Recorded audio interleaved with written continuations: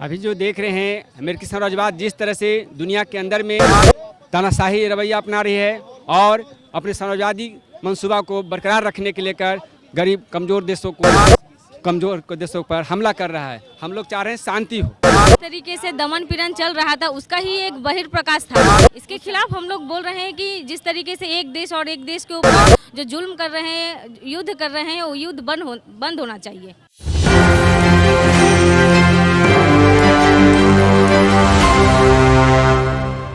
नमस्कार, मैं नंदन, आप देख रहे हैं न्यूज़ 24। देखिए, पटना जंक्शन के समीप बुद्धा पार्क वासी हम उपस्थित और यहाँ पर कुछ लोगों ने प्रोटेस्ट दिया हुआ। आप देख सकते हैं no war we want peace, यानी कि आपको बता देते हैं कि गाज़ा पर हमला रोको। जो बैनर है उससे साफ पता चल रहा है कि गाज़ा और इजराइल के बीच जो भी मुद्दा चल रहा है उसको लेकर इन लोगों ने यहाँ पर प्रोटेस्ट किया हुआ है। बैनर पर लिखा हुआ है रूस यूक्रेन से सेना वापस बुलाओ। आपको पता होगा कि फरवरी की बात है, तब से लेकर अब तक लगातार 2022 की फरवरी की बात है, तब से लेकर अब तक लगातार रूस और यूक्रेन के बीच जो भी युद्ध चल रहा है उस पर लगातार प्रोटेस्ट दिए जा रहे हैं। उसी प्रोटेस्ट में से एक देख सकते हैं यहाँ पर हाथ में बैनर लेकर stop barbaric attack on Gaza by genocide Israel. और साथ में लोगों से बात करेंगे कि क्या हुआ, क्यों बैनर लेकर खड़े हैं। अभी जो देख रहे हैं अमेरिकी साम्राज्यवाद जिस तरह से दुनिया के अंदर में तानाशाही रवैया अपना रही है और अपने साम्राज्यवादी मंसूबा को बरकरार रखने के लेकर गरीब कमज़ोर देशों पर हमला कर रहा है। हम लोग चाह रहे हैं शांति हो। क्या मैटर है, क्यों यहाँ पर खड़ी है? जैसा कि आप लेकर बैनर खड़ी हुई, साफ पता चल रहा है कि आप गाज़ा के सपोर्ट में खड़ी हैं। क्या कारण है गाज़ा को आप सपोर्ट कर रही हैं? जिस तरीके से मतलब इजरायली सरकार गाजा के इंसानों के ऊपर हमला कर रही है वो अनैतिक रूप से कर रही हैं। महिला और बच्चे अनैतिक रूप से आप कह रही हैं। इजराइल जब पीस फेस्टिवल मना रहा था तब गाजा ने हमला किया था और बच्चों को मारा था, रातों रात 50 रॉकेट दागे थे कि तो क्या वो सही था? नहीं, उसके पहले से ही इजराइल गाजा के ऊपर जिस तरीके से दमन पीड़न चल रहा था उसका ही एक बहिर्प्रकाश था उस समय। तो उसको हम लोग मतलब बहुत दिनों से जिस तरीके से उसके ऊपर एक अत्याचार चल रहा था उसका जो मतलब क्या बोले, जो ब्लास्ट हुआ है, मतलब उसका बहिर्प्रकाश जो आया है उसके रूप से आया है। फिर कंटिन्यूअसली जिस तरीके से हमले चल रहे हैं, बहुत महिला बच्चे आक्रांत हो रहे हैं, मारे जा रहे हैं, इसके खिलाफ हम लोग बोल रहे हैं कि जिस तरीके से एक देश और एक देश के ऊपर जो जुल्म कर रहे हैं, युद्ध कर रहे हैं, वो युद्ध बंद होना चाहिए। लगभग 2 साल होने को है। किन के बारे में कह रहे हैं?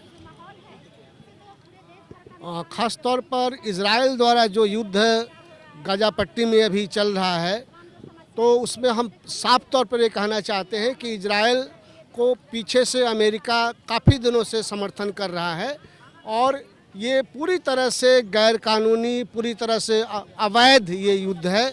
किसी भी तरीके से ये सही नहीं कहा जा सकता।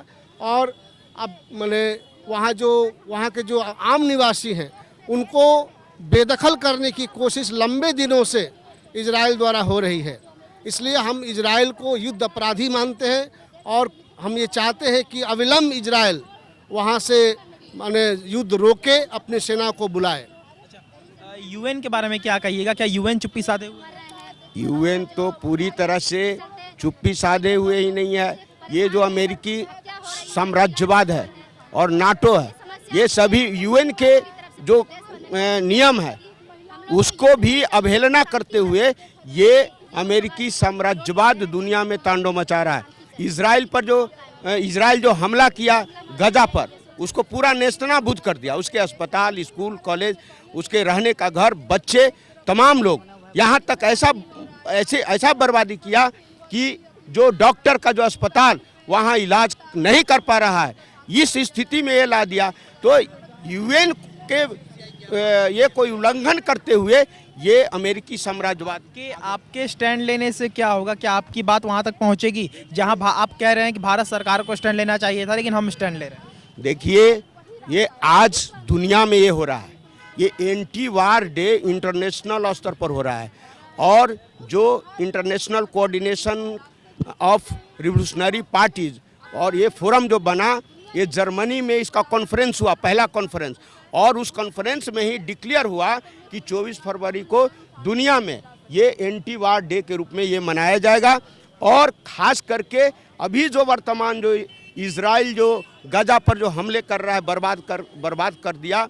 ये इजराइल अविलंब गाजा पर युद्ध रोके, साथ ही साथ जो लंबे समय से रूस यूक्रेन पर हमला करता आया और वहाँ यूक्रेन को भी बर्बाद कर दिया, और अभी भी जो रूस की जो सेना है वहाँ पैर जमाए हुए है। इसलिए अगर आपने कहा युद्ध की बात, तो गाजा ने भी तो एक तरीके से इजराइल पर पीस फेस्टिवल मनाया जा रहा था, वहाँ पर हमला किया, बच्चों को भी मारने का काम किया और रातों रात 50 रॉकेट भी दागे।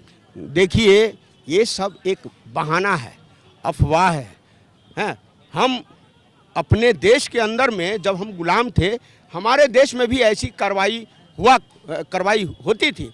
जो क्रांतिकारी लोग तो अंग्रेज के लिए वो एक इस तरह का कार्रवाई करते थे, तो उनके लिए वो एक टेररिस्ट और इस तरह का वो लोग कहते थे, ये बदनाम करने। लेकिन हमारे देश के लिए क्या था? वो तो आज़ादी की लड़ाई थी, अपने देश को आज़ाद करने का संघर्ष था। तो इस तरीके से वो हमास एक बहाना है और कुछ नहीं। इसलिए वो उसके बहाने वो फिलिस्तीन को, गाजा पट्टी को पूरी तरह से बर्बाद करने का ये उसका साजिश था और उसमें कामयाब हुआ है।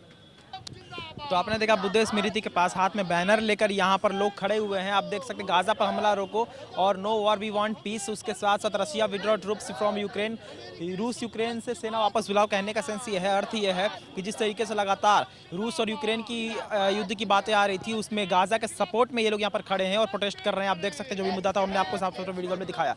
तो ये थी आज की रिपोर्ट। बाकी ऐसे और तमाम खबरों को सावधानी देखते रहिए। के साथ धन्यवाद।